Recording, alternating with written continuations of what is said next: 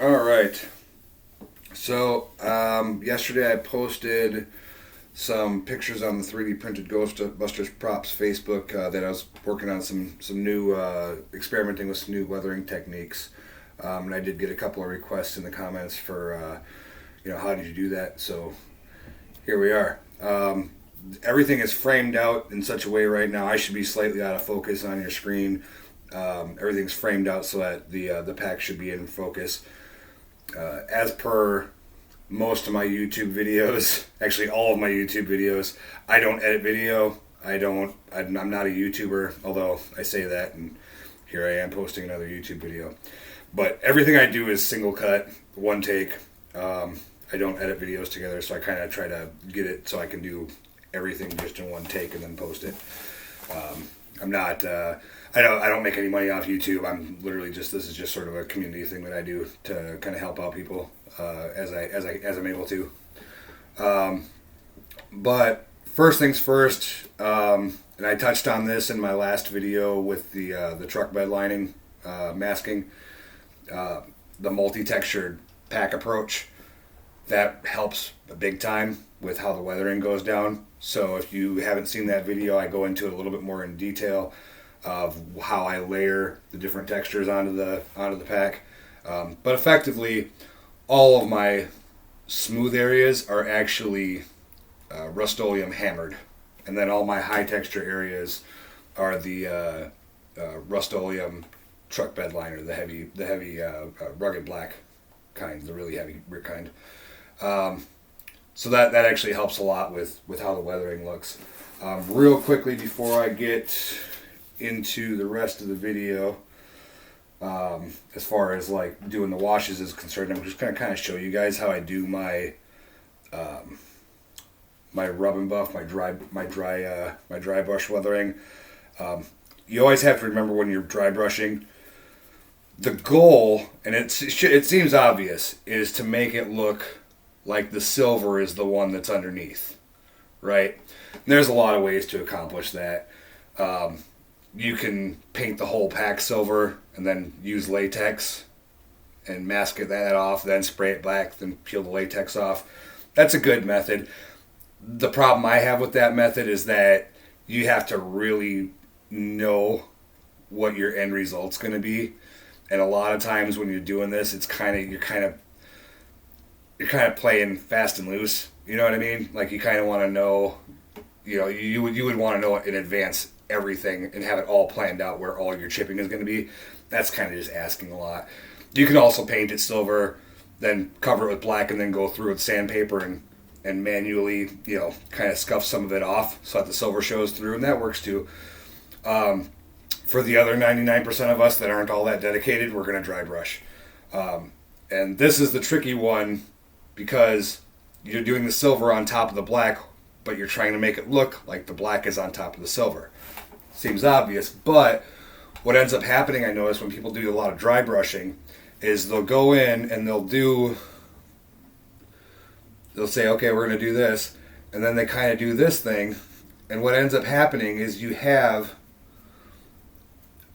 this nice little chipping here, but then you end up with these little kind of feathery things where you can actually see the brush strokes. And to me, for the common person that's looking at your prop, that's fine, but I'm always kind of keeping in mind that other prop makers are going to be looking at this at some point, and they're going to look at it and go, oh, you did a really half-assed dry brushing job. So, and when you end up with these little feathers, you can kind of tell that the silver is the one that's actually on top, that it's not actually the black. So what I do is I do my dry brushing like you normally would, but I almost treat it like a wash. Not literally, but just in the sense that I put a little more on than I want because I'm planning on taking some of it off.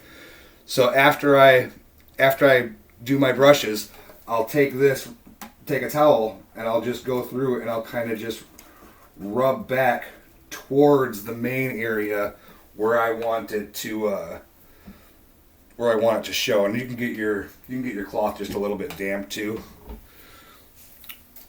But that rub and buff will stay pliable, and you can kind of just push the edges back.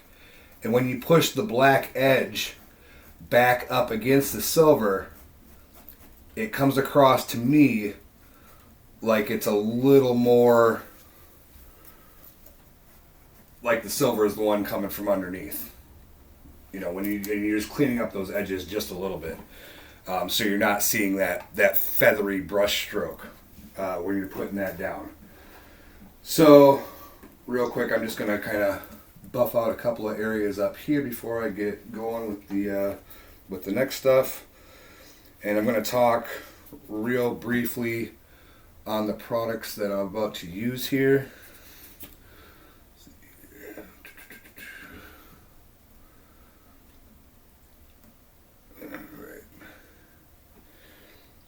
And I'm sure it's not reading that well on camera, but you can see I got some of those brush strokes that I was just talking about up on one of those squares.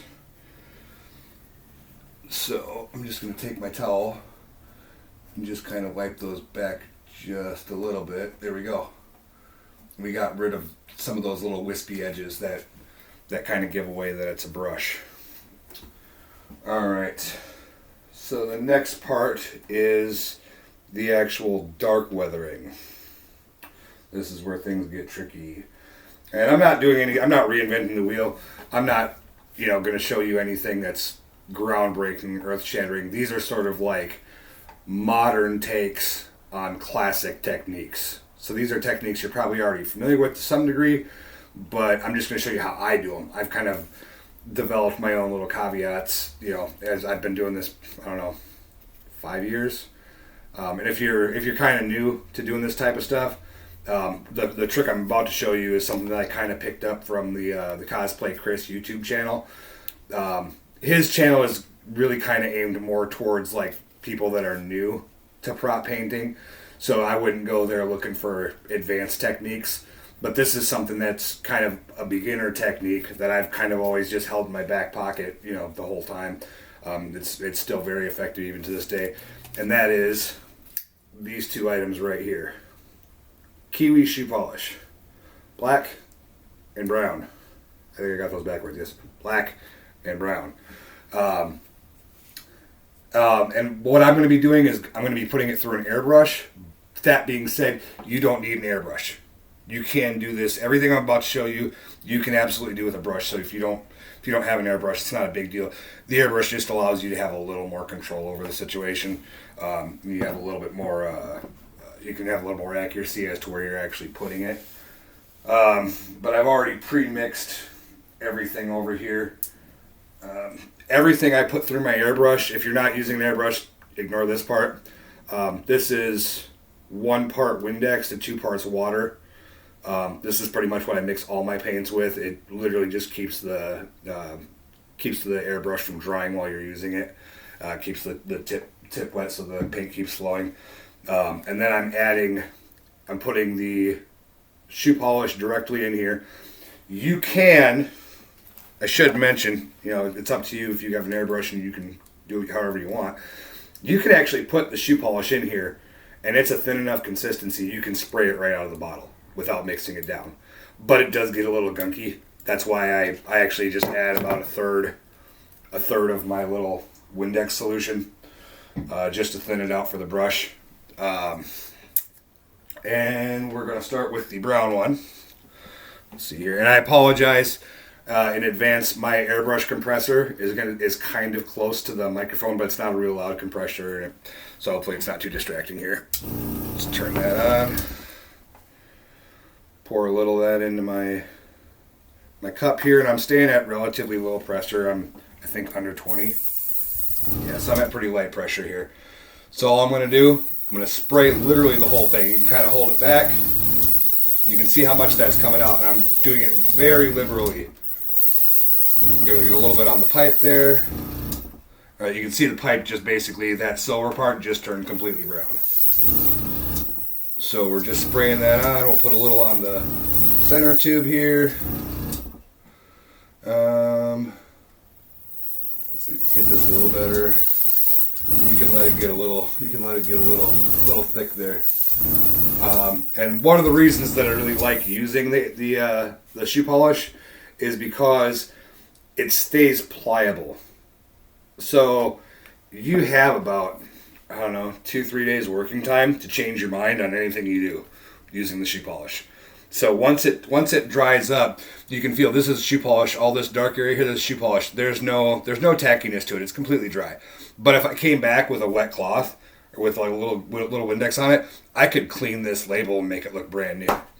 So that's one of the reasons I like using it, is because of how forgiving it is. So if you decide that maybe you went too far with something, whether you're using an airbrush or a regular brush, you can kind of go back with a wet cloth and kind of clean it up a little bit and change it and, tweak it to your liking.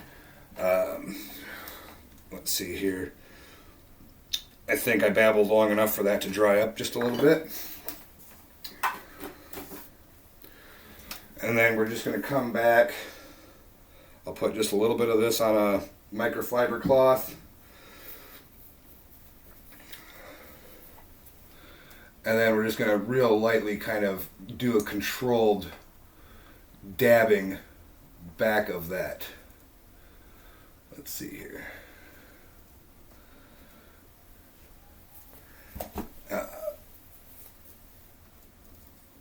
Alright, so now what I'm going to do here, I'm going to, bear with me, I'm going to get shaky cam here in a little bit. I don't have a really good zoom function.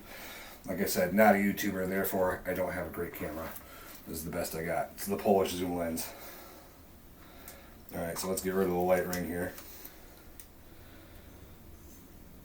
So you can see how those little corners, right where the silver meets the black, now you've got some of that brown dinge in there. And it's gotten right into where that light texture that I was talking about, the Rust-Oleum hammer that I put down as a base coat, is what's picking up those little bits in there. And then down here I've done basically the same thing, but I've added yet another layer of black to go with it. Wipe the label off, spray it again, wipe it off in a different direction, and so it looks like it's been gunked up and then cleaned up 3 or 4 different times. Well, over 30 years it would get gunked up and cleaned up 3 or 4 different times. The PPD, you can see it's got that real thin brown patina. And that just kind of further sells the idea that it's been used and abused for 30 years. I could go through with the black and show you all that, but I think this really, like I said, I wanted to keep this video short and sweet, to the point. If you have any questions, post them in the comments, or you can reach me on the 3D printed Ghostbusters props Facebook group. But I think that really about covers it. It's not anything that's rocket scientist. It's just a new take on an old classic. All right. Thank you for your time and have a good day.